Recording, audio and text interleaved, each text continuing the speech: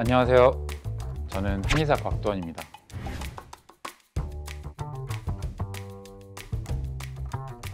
병원에서 양약을 지으면 몇천 원이고 한약을 지으면 몇십만 원이잖아요. 그죠? 한약 중에도 몇천 원짜리 약이 있습니다.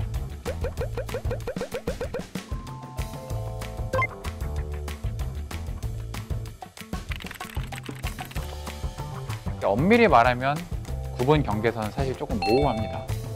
근데 일반적으로는 그런 천연물 위주로 한 약을 한약이라고 하고 합성 화학물로 이루어진 그런 약들을 양약이라고 하죠.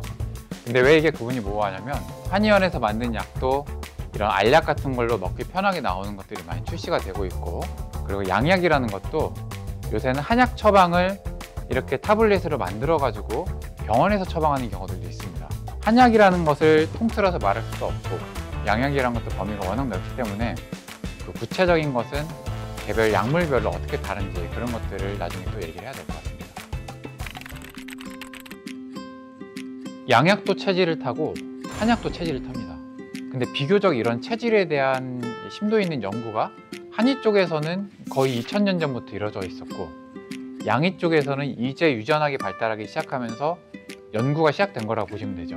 근데 그렇다고 해서 한의 쪽이 뭐 무조건 체질을 잘 고려하고 양의 쪽은 체질을 무시한다, 그렇게 볼 건 아닌 것 같고요.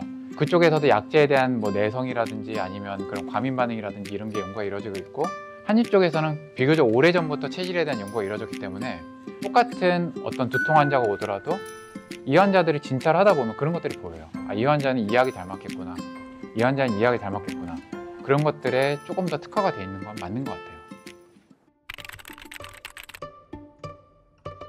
모든 약은 부작용이 있습니다.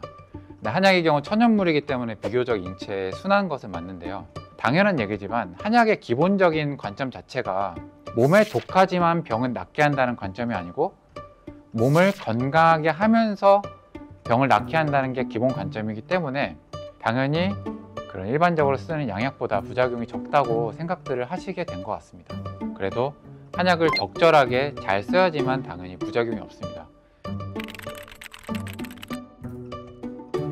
아닙니다. 대부분의 많은 약들은 대부분 동시에 섭취해도 문제가 없어요. 근데 일부 아세토아미노펜이나 이런 거는 간독성이 있기 때문에 양약 중에 이 약을 짧게 복용하는 경우에는 같이 먹어라 이런 식으로 하고, 길게 복용하는 경우에는 저희도 이제 혈액 검사를 진행하면서 팔로우업을 하면서 이렇게 하는 경우도 있고요. 그리고 뭐 고혈압약이나 뭐 고지혈증약, 당뇨약 이런 것들은 대부분 같이 드셔도 문제가 없고요. 약들을 잘 모르기 때문에 병원에서 같이 먹지 말라고 하는 경우도 있는데 한의사한테 같이 먹어도 되는지 물어봐라 해서 약에 따라서 조율을 하는 게 맞는 것 같습니다.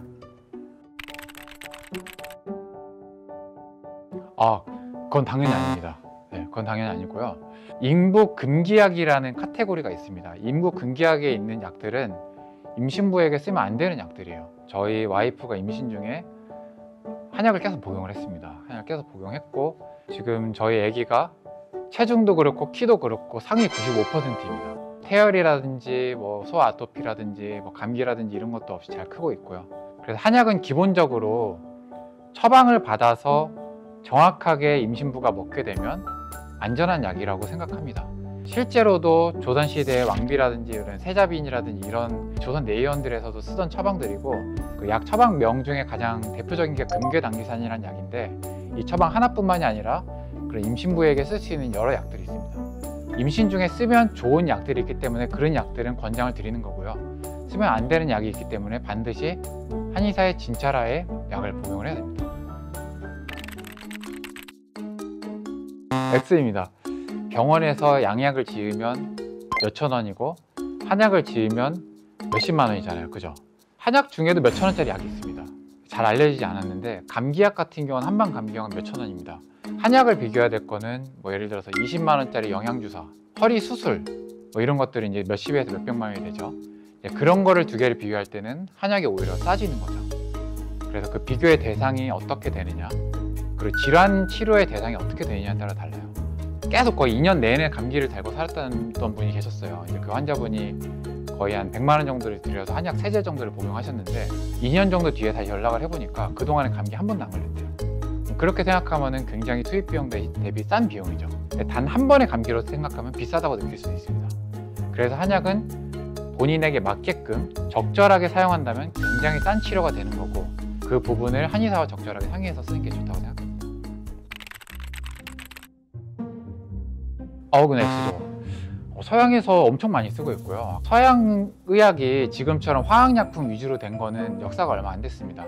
서양 쪽도 과거에는 생약을 많이 이용을 했습니다. 그리고 지금은 이제 중의사들이 미국에 많이 진출해서 그 중의사들이 대학병원에서 근무를 하기도 하고, 예전에도 말씀드린 적이 있는데 독일이 그런 동양 전통의학에 대한 연구가 엄청나게 활발합니다. 그래서 독일에서는 동양에서 시행하던 그런 한의학, 중의학에 대한 그런 연구들을 진행을 하고 있고, 오히려 독일에서 그게 연구가 너무 활발하다 보니까 가서 보고 또 국내에 와가지고 연구를 진행하고 그런 교수님도 계십니다. 저희 한의원에 이제 외국인들이 좀 종종 오세요. 프랑스 분이었나? 하여튼 서양인이 오셨었는데, 그 당시엔 몰랐는데 알고 보니까 되게 유명하신 그런 셰프님이시더라고요. 너무 소화가 안 되고 그 부분 때문에 본인 너무 힘들다. 그냥 한국인들 처방하듯이 진찰하고 진맥하고 주변 증상 문진이란 거래요. 그러니까 소화가 똑같이 안 된다 하더라도 평소에 어떤 음식을 잘 받으시는지, 아니면 땀은 많이 나시는지, 변은 어떠신지, 몸 어디에 쑤시거나 아프신 데는 없으신지, 아니면 시력은 어떤지, 그런 걸 문진을 했을 때 적합한 처방을 찾아가는 거거든요. 그래서 그냥 한국인들 하듯이 그런 식으로 문진을 해서 처방을 했는데 너무 좋아지신 거예요. 거의 약 3번만 쓰고 치료를 종결할 정도로 좋아지셔가지고, 이 서양인 분들도 그런 차이가 없이 약을 잘 받는구나. 그러니까 한국인들은 어차피 여기 집단이 많은 거고 서양인들은 이런 집단이 많은 거죠. 그러니까 여기 맞는 약을 줬더니 좋아진 거라고 생각을 하고 있습니다. 그건 일단 X입니다.